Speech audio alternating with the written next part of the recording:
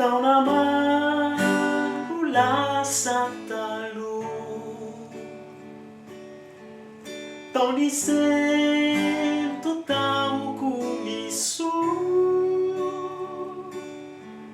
Tsapako anefa nisy tanan Nisakambina eo aloha,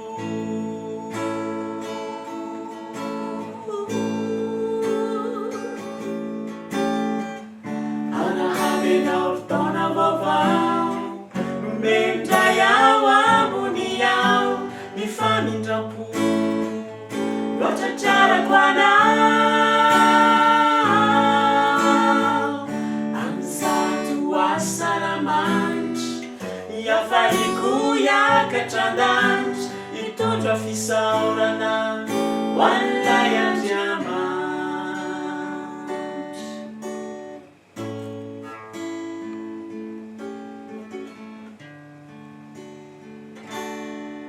Indro mbola apetraka aminao,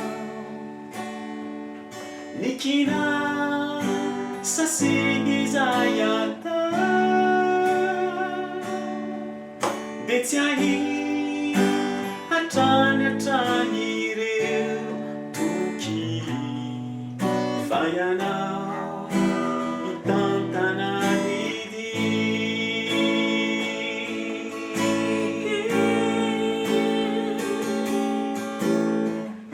Arahaba ianao Taona Vaovao, Nomen'ny Ray ambony ny famindram-po nahatratrarako anao,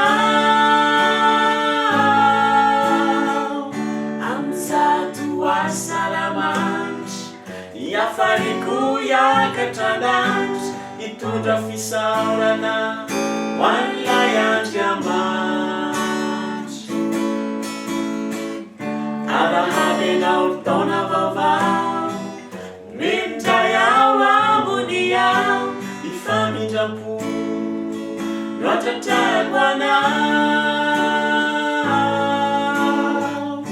an-zato asaramanitra, hafaliako hiakatra an-danitra, Hitondra fisaorana ho an'ilay Andriamanitra.